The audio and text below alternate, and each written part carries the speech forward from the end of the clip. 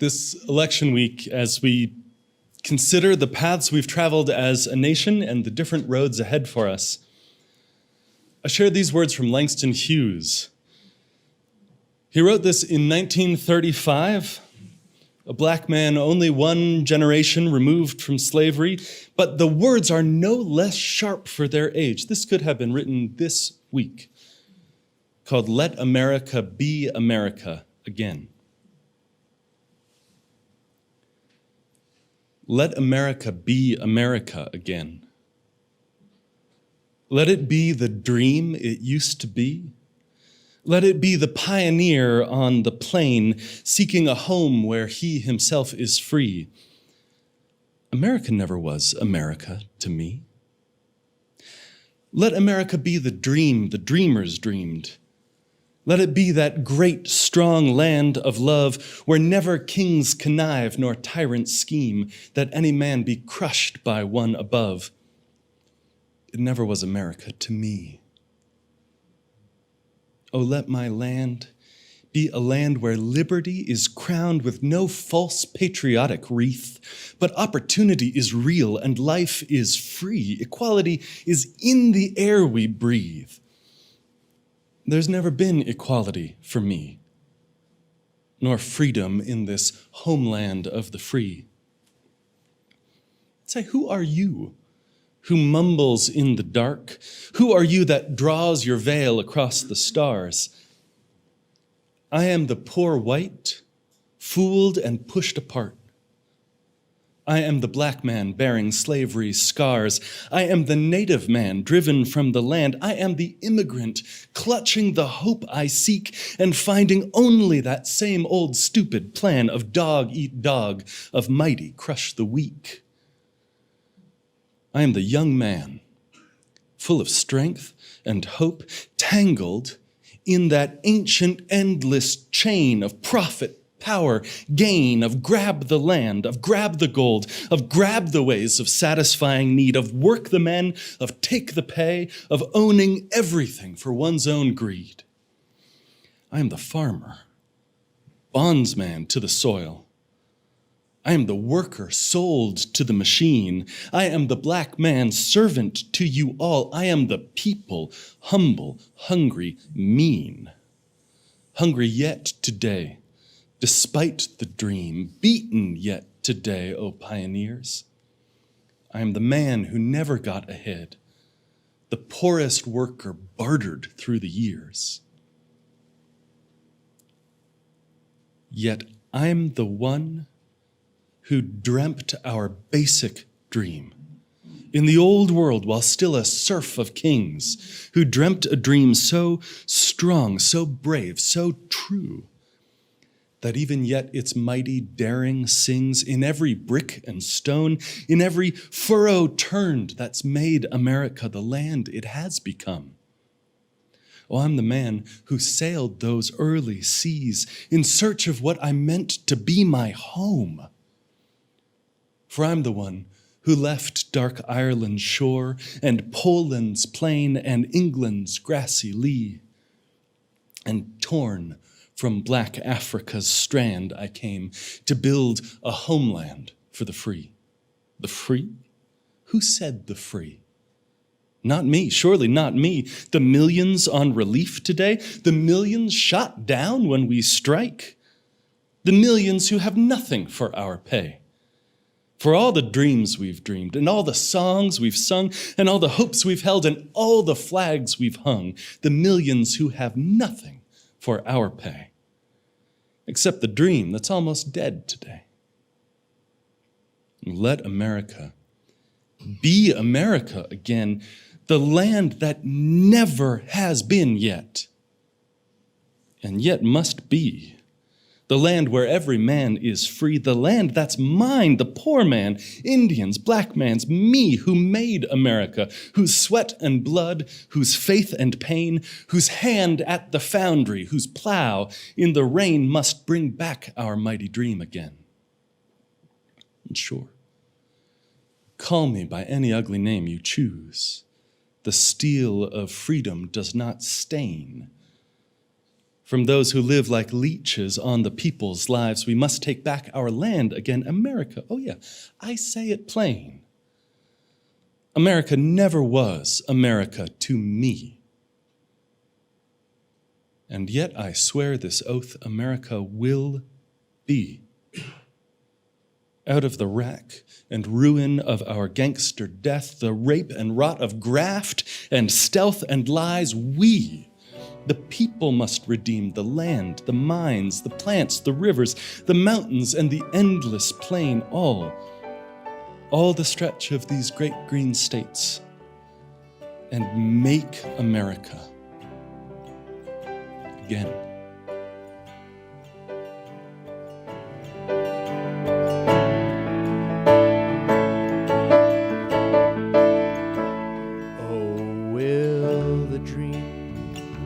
Survive the strain?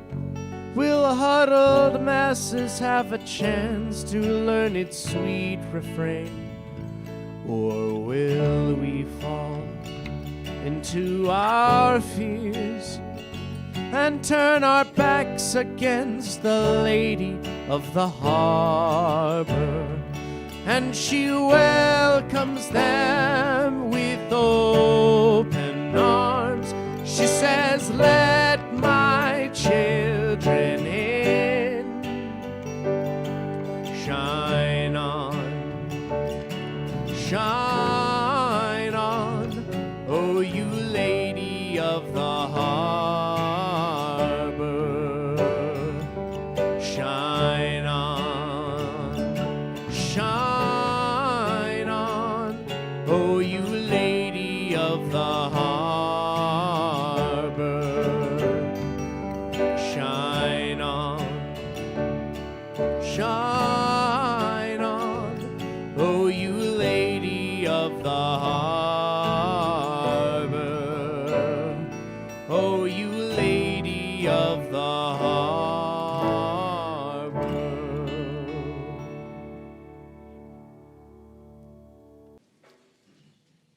I grew up outside of Boston, and our family tradition each year on Thanksgiving was to drive down to Plymouth Plantation and the Mayflower too, the replica of the Mayflower, and spend a few hours in the coldest 40 degrees I have ever felt in my life.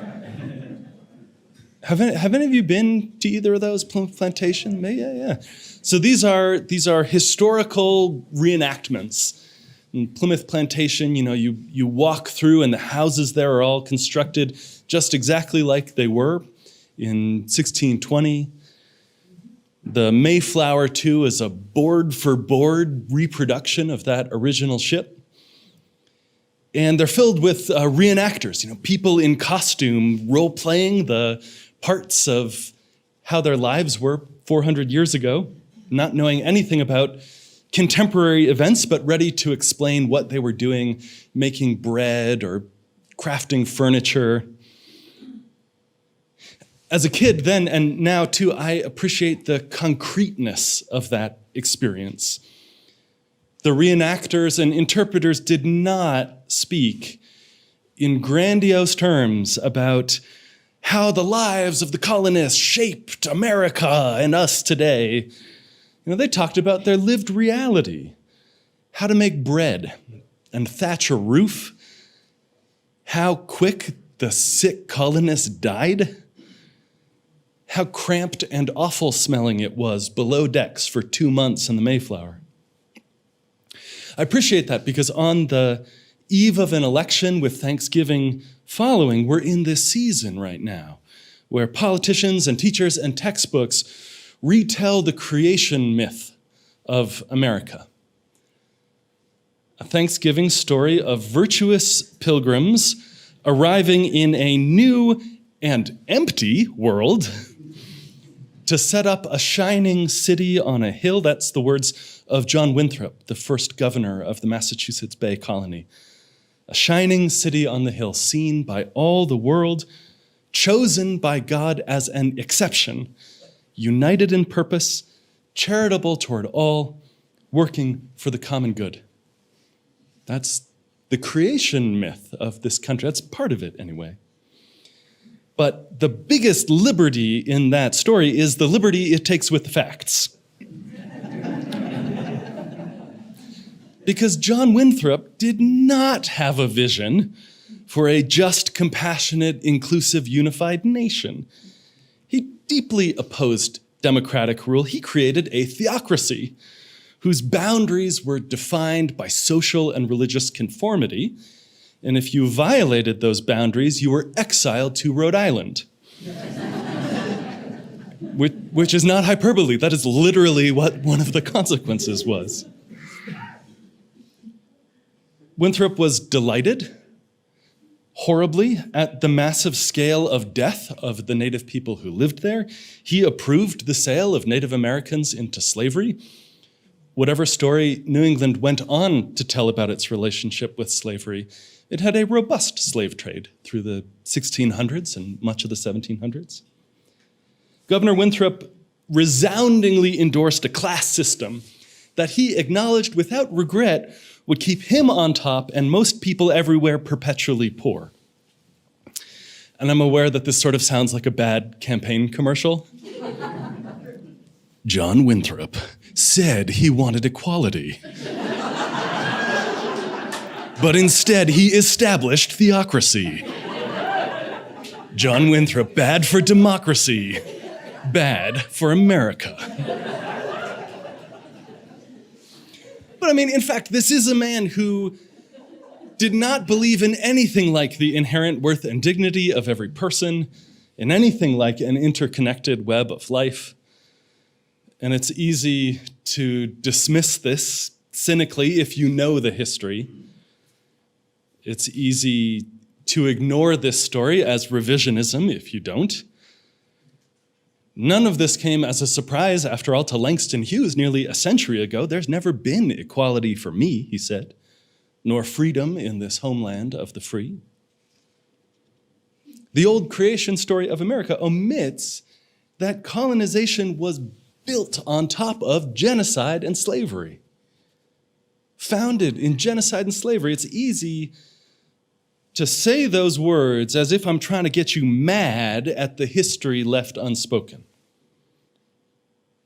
Or it's easy to say those words and just sort of leave the room like vaguely ashamed and uneasy about a past y'all didn't have anything to do with.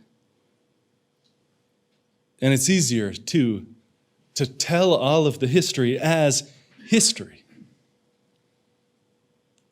William Faulkner says the past isn't behind us. It's not even the past. But we follow a rougher road in this community. We hold the honest pain of history in one hand and exactly at the same time.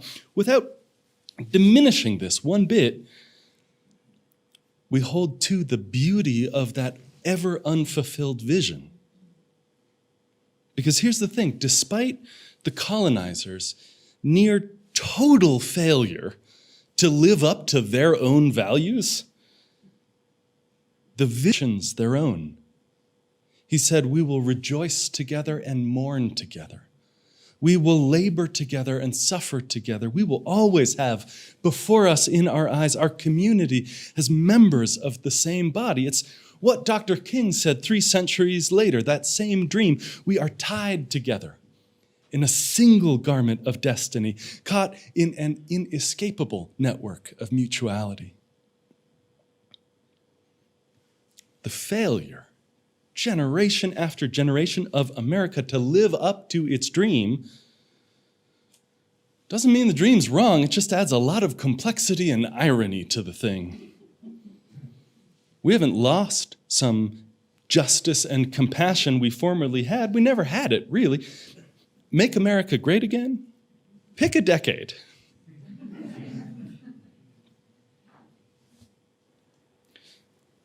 You can't be honest about our progress toward realizing the American dream unless we accept the American reality. That the person who wrote all men are created equal, endowed by their creator with certain inalienable rights, and among these, life and liberty and the pursuit of happiness, that man owned human beings and thought it was a perfectly fine and normal thing to do. And that fact doesn't make the aspiration toward human rights any less true. It just makes it more complicated.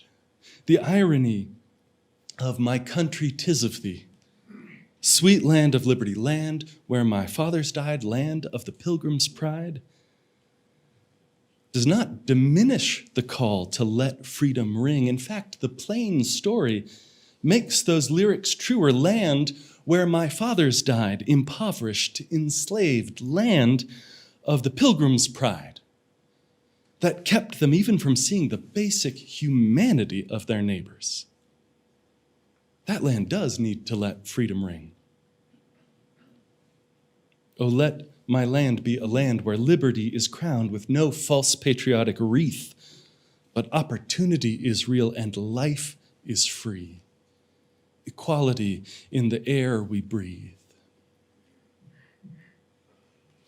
My colleague, the Reverend Ashley Horan, makes it plain what it takes for that to be true. She says, when we give our deepest loyalty to the thing we've built, the nation, the government, the church, rather than giving our deepest loyalty to the principles which led us to build it in the first place, we undercut the potential of democracy to create the conditions of possibility for collective liberation. In other words, real patriotism requires a loyalty to the principles of this nation over the institutions of it in the current form they take. Real patriotism makes those principles real by facing our failures and saying, how do we do this better? It requires a genuine originalism which is not a return to how society was organized in 1776, but a return to the virtues that society held but was incapable of realizing, like the true equality of humanity, the inherent worth and dignity of every person which on their best days they claimed but never made real. Virtues like a care for the common good, which does not tolerate the poverty in which we allow 40 million fellow citizens to live in this country. The essence of our national dream is not that we are or ever have been wholly a land of liberty and opportunity and equality, but that we, the people, are working toward a destination we may not reach. Our aspirations to opportunity and freedom are no less real or worthwhile for our inability to do them perfectly. The past wasn't a failure, it was incomplete. And the present isn't a failure either, it's incomplete. And we aren't failures, we're incomplete. All of us a work in progress. When we pledge allegiance, we speak of the republic for which that flag stands. And I don't think it means the republic as it is right now. I don't think we're pledging allegiance to the United States of America as it exists on November 6, 2022 at 11:45. I think the republic for which it stands is the land, the poet says, that never has been yet, and yet must be. The creation myth we tell can keep us trapped in nostalgia for a non-existent past greatness, or it can open the road to the future, a road to that yet unrealized republic for which the church, for which the flag stands. And I think for which we stand too, I hope. It's a slow thing, this democratic process, which we believe in so strongly that it is in among our principles. It goes 2 steps forwards and 1 back. And sometimes, y'all, the reality is it goes 2 steps back and no steps forward. In 2015, on the 50th anniversary of the Selma marches, I preached on our unfinished work for racial justice to a house half of whom had marched in those years.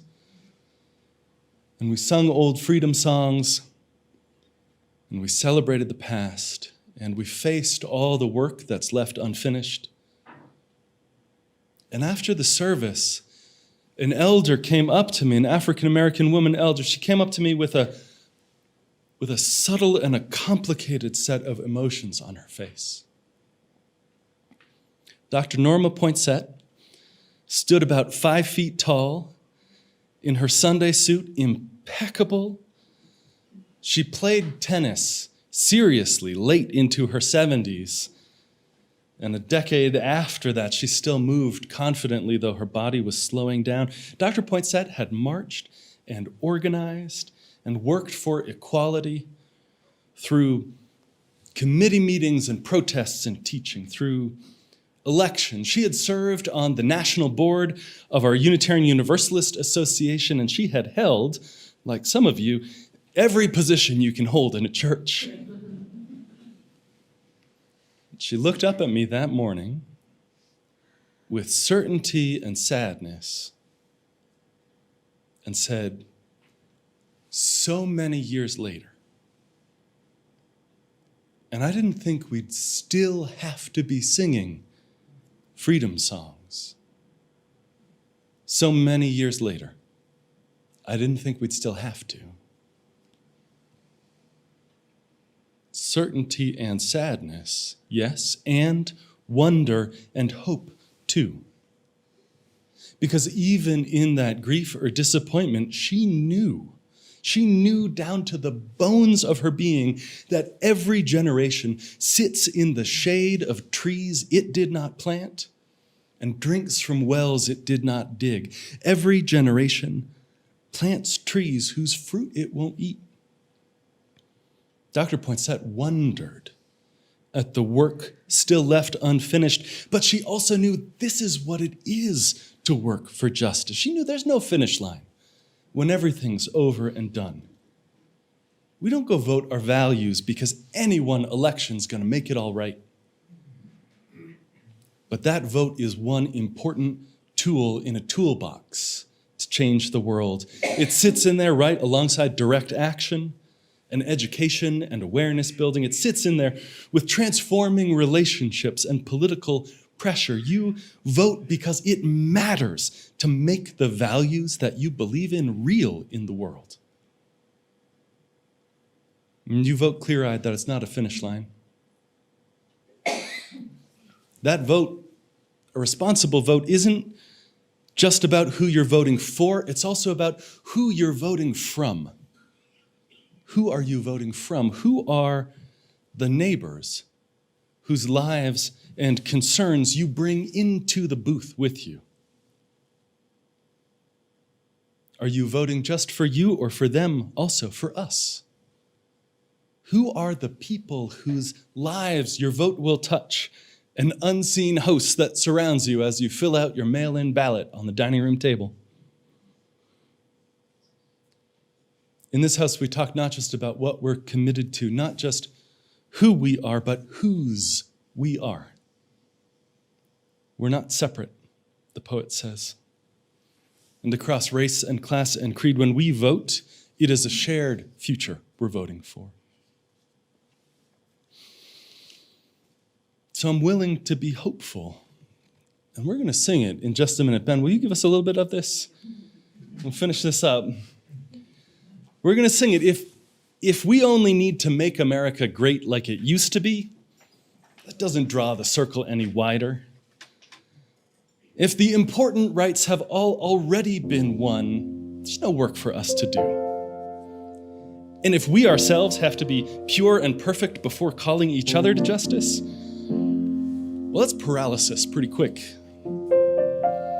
But this Holly Near song we're going to sing, I am willing, it's not that we're all whole and unbroken and our forebears pure. She says there is hurting in my family and there's sorrow in the town.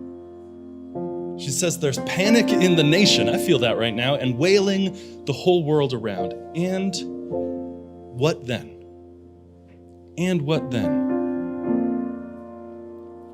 It's a commitment to the future, a prayer we'll sing together, that the children see more clearly and the elders be more wise, that the winds of change caress us even though they burn our eyes. We'll sing it all together. I am open and I am willing. To be hopeless would seem so strange, it dishonors those who go before us. So lift me up to the light of change. Friends, will you rise in body or in spirit and sing that commitment all together?